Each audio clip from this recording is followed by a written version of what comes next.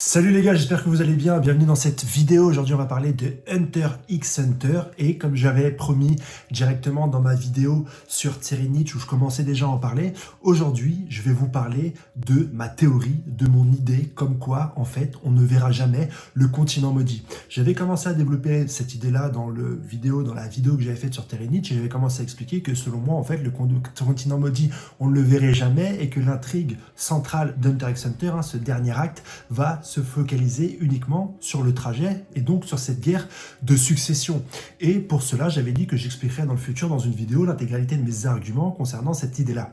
Donc j'ai décidé de faire une vidéo directement face cam, sans vraiment de montage, pour vous expliquer en fait ma théorie et toutes mes idées qui m'ont amené à penser en fait qu'on ne verra jamais le continent maudit. Le continent maudit a commencé à nous être développé quand Gon a rencontré Jin et on a été vraiment hypé au niveau de cette idée-là. On s'est dit cool, le manga Hunter x Hunter va s'ouvrir vers de nouveaux horizons, on va avoir de nouveaux objectifs et en plus ça colle très bien à Hunter x Hunter puisqu'il y a la notion un petit peu de découverte de nouveaux territoires et de nouveaux objectifs à atteindre avec le développement de cette idée de Dark Continent. Cette idée va être développée dans le tome 33 et on va avoir un folklore hyper intéressant concernant le Dark Continent. On va nous expliquer pas mal de choses qui vont rendre un petit peu cette destination obscure très attrayante. On va nous expliquer que c'est un royaume qui a peu de fois été visité par l'homme, qui a été visité par des personnages vraiment extra. On a vu par exemple que ça a été visité par Netero, que ça a été visité par un grand-père de la famille Zoldyck et par une autre personne. On sait que Isaac Netero est parti là-bas. Il y a eu énormément d'arguments pour nous montrer que cette terre était très difficile d'accès et que c'était donc un endroit hyper intéressant et qu'on allait découvrir tout un tas de choses plus surprenantes les unes que les autres, des remèdes, etc. Et donc on a commencé à développer un imaginaire autour du Dark Continent en se disant que c'était hyper intéressant. Plusieurs youtubeurs ont d'ailleurs fait des vidéos par rapport aux informations qui nous étaient données, que là-bas il y avait très certainement les 5 fléaux, que là-bas on allait découvrir Dunfrix, parce que Jin il a rajouté une couche sur le Dark Continent nous expliquant que toutes les informations qu'on avait sur le Dark Continent venaient d'un livre et que la personne qui avait écrit ce livre était Dunfrix et que comme on n'avait pas le deuxième tome de ce livre, cette personne était potentiellement encore vivante et là tous les fans de Dark Hunter se sont dit ouah, truc de dingue, qu'est-ce qui va se passer avec ce Dark Continent, c'est vraiment ouf, là-bas c'est vraiment plus compliqué d'y aller, il y a des gardiens du Dark Continent, faut parler avec eux, etc., faut récupérer des informations, toutes les hautes instances de Hunter x Hunter disent qu'il faut absolument pas aller là-bas. Donc nous forcément on se dit attends, c'est là-bas que se passe la suite de l'histoire, ça va vraiment être ouf. Et en lisant la suite des tomes, parce que toutes ces informations-là, on l'a vraiment que dans le tome 33. C'est vraiment le tome 33 qui va regrouper l'intégralité de ces informations-là et qui va nous hyper. Et à partir du tome 34, on va voir en fait que il y a plusieurs autres intrigues qui vont commencer à se développer sur le Dark Continent. Et on va voir que le roi de Caquin, celui qui a organisé un petit peu l'expédition vers le Dark Continent, va organiser sa guerre de succession. On va voir que cette guerre de succession va être de plus en plus longue et de plus en plus développée. Elle va être développée sur le tome 33. Le tome 34, c'est le combat Hisoka contre Kororo. Elle va être développée ensuite dans le tome 34, dans le tome 35, dans le tome 36 et dans le tome 37 qui n'est jamais sorti. On va continuer sur cette guerre de succession et on va plus du tout parler vraiment du Dark Continent. Et à partir de là, j'ai commencé à vraiment relire l'œuvre et à réfléchir sur pas mal de concepts. Déjà, si on prend toutes les personnes qui sont aujourd'hui sur le bateau, il y en a très peu qui ont pour réel objectif d'aller sur le Dark Continent. Je m'explique. On va commencer par le roi de Caquin, puisque c'est lui qui a organisé la traversée sur le bateau, le Blackwell, pour aller directement vers ce continent maudit. Et si on regarde vraiment et qu'on relit attentivement les tomes de Hunter x Hunter, on découvre qu'en fait, le roi, il n'a pas pour but réel d'aller directement sur le Dark Continent, il a pour but en fait de réunir 200 personnes pour les sacrifier pour le rite de la jarre. C'est dit directement dans un chapitre de Hunter x Hunter, dans le chapitre 362 décisions, le roi de Caquin, dans la version française, explique qu'il a réuni cette expédition pour réunir 200 000 personnes sur un bateau pour les sacrifier pour le rite de la jarre. Donc lui, il n'en a rien à foutre en fait du Dark Continent. Tout ce qu'il veut, c'est sacrifier des gens pour pouvoir faire sa guerre de succession. Mais ça ne s'arrête pas là. Si on regarde aussi le Zodiac, par exemple, et qu'on regarde un petit peu leur volonté, le Zodiac souhaite débarquer sur un faux Dark Continent. Ils n'ont aucune envie d'aller sur le vrai Dark Continent. Ils veulent faire croire à Bien Netero que ce faux Dark Continent est le vrai pour que celui-ci soit assouvi, soit content, soit heureux, visite un petit peu cette île et qui prend pour le Dark Continent et décide donc de faire machine arrière. Comme ça, il n'aura pas besoin d'aller directement sur le vrai Dark Continent. Donc eux non plus ne veulent pas y aller. Pariston, lui, souhaite que Bien Netero s'y rende et Jin souhaite empêcher Pariston de réaliser ses objectifs. Donc en fait, Jin, dans cette partie-là pour l'instant, ne souhaite pas non plus aller dans le Dark Continent. Et ça encore, c'est les personnes qui de tous les personnages qui vont être réunis sur le bateau s'approche le plus de la volonté de vouloir aller sur le Dark Continent. Si on prend par exemple le personnage de Kurapika, qui est le personnage principal de la guerre de succession, il ne souhaite pas du tout se rendre sur le Dark Continent. Il souhaite affronter Tserenich, il souhaite rencontrer Tserenich pour récupérer les derniers yeux de ses frères. À aucun moment il souhaite ou il aimait l'idée de vouloir aller sur le Dark Continent. Si on prend le personnage de Léolio, c'est pareil, comme il travaille pour le Zodiac, il ne veut pas se rendre sur le Dark Continent. Kurapika a appelé sur le bateau Biscuit, elle a appelé sur le bateau son ancien professeur, celui qui lui a appris le nen, elle a appelé sur le bateau plusieurs personnes telles que Senritsu qui était dans l'arc de New York Sin City pour pouvoir l'aider à atteindre son objectif. Mais toutes ces personnes-là ne souhaitent pas aller sur le Dark Continent. Si on prend également la Brigade Fantôme qui est sur le bateau, l'objectif de la Brigade Fantôme c'est de trouver et de tuer Isoka et d'aller récupérer un trésor que détiendrait le roi de Kakin. Moi je pense personnellement que c'est la jarre. Mais à aucun moment ils veulent aller sur le Dark Continent. Isoka, qui a appelé Irumi, souhaite faire un duel à mort contre Irumi et contre la Brigade Fantôme, mais ne souhaite pas aller sur le Dark Continent. Et si on prend l'intégralité des personnages, aucun ne souhaite aller sur le Dark Continent. Alors pourquoi est-ce que Yoshiro Togashi a créé cette hype ?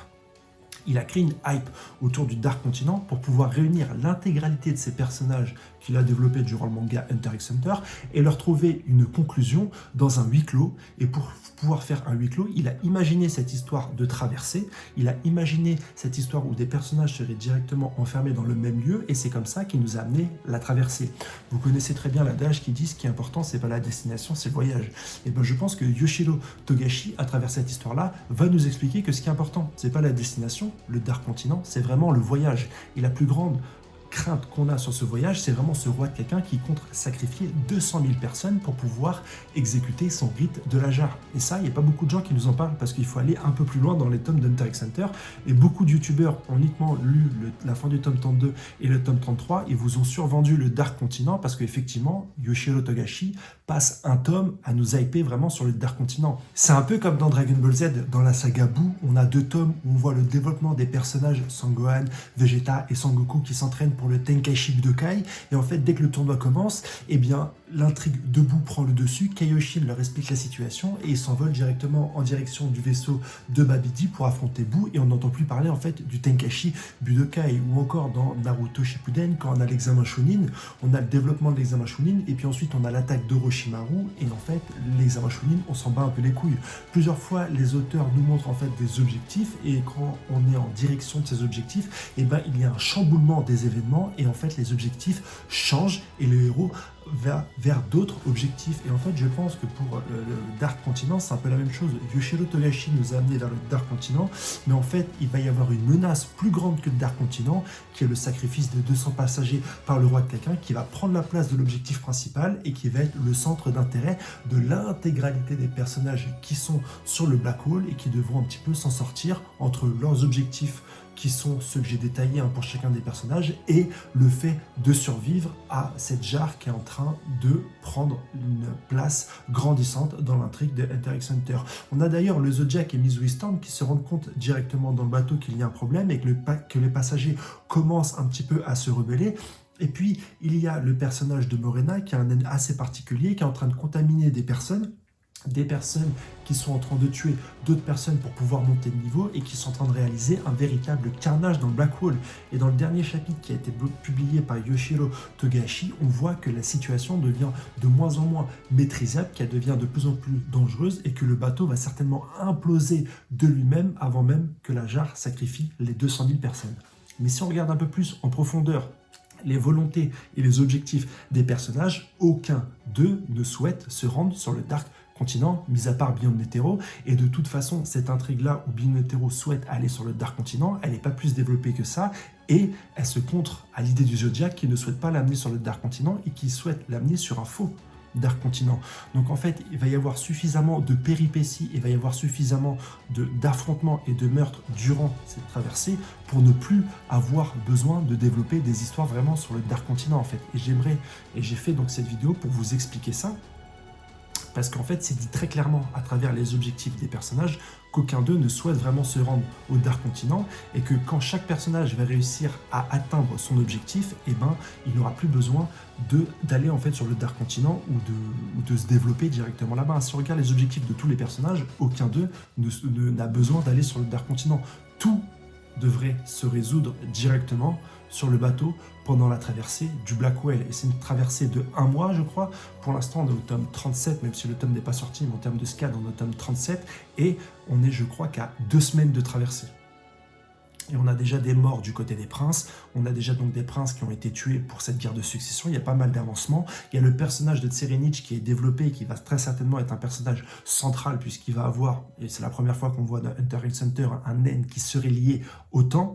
Donc il y a vraiment beaucoup d'intrigues qui vont se développer. Il y a bien sûr la guerre de succession où on va voir comment est-ce que Benjamin va réussir à tirer son épingle du jeu, comment est-ce que Tserinich va tirer son épingle du jeu, comment les rois restants vont réussir à tirer leur épingle du jeu, comment Kurapika va essayer d'atteindre son objectif, comment est-ce que la brigade va essayer de tuer Hisoka, comment est-ce que Hisoka va tuer la brigade, comment est-ce que Hisoka va se débrouiller avec Hirumi, est-ce que Pariston va réussir à libérer Beyond Netero, est-ce que le Zodiac va réussir à faire son débarquement sur le faux Dark Continent.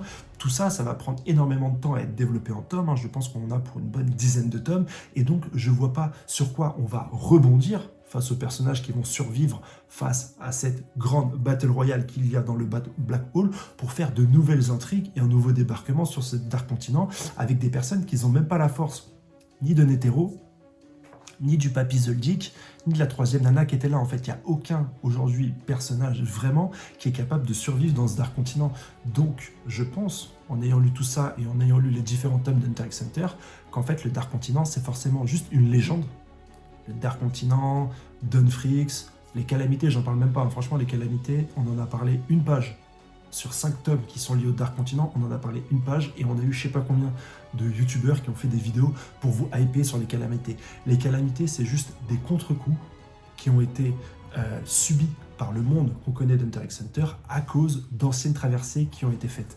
Ce ne sont pas des boss, ce ne sont pas des gens qui attendent sur le Dark Continent que des gens arrivent, c'est juste un élément qui rapporte une valeur ajoutée au folklore, un petit peu, du développement du Dark Continent qui a été fait par Yoshiro Togashi. Voilà mes idées sur le Dark Continent. J'essaie de faire une vidéo peut-être un peu brouillonne, je n'ai pas pris de notes pour vous expliquer toutes mes idées en ce qui concerne le Dark Continent. Est-ce qu'on allait vraiment voir ces terres nouvelles? Je ne pense pas, comme je l'ai dit, qu'on allait les voir, et je ne pense pas que c'est l'élément le plus intéressant dans la suite des tomes d'Hunter x Hunter, et si on a une suite dans les SCAD dans le courant de l'année, au début de l'année prochaine. Voilà ma vidéo, c'est aussi une vidéo pour vous donner mon avis, mais aussi pour vous donner l'occasion dans les commentaires d'écrire votre avis, donc n'hésitez pas à aller dire dans vos commentaires, ouais Mika, tu racontes que de la merde, moi je suis sûr qu'on va voir le Dark Continent, il va se passer des choses magnifiques, t'as rien compris à Hunter x Hunter, n'hésitez pas à me contredire, j'ai vraiment fait cette vidéo pour ça, et puis je vous dis à la prochaine pour continuer mes vidéos sur Hunter x Hunter, parce qu'il y a encore énormément de choses à dire sur ce manga. Allez, ciao les gars, à la prochaine.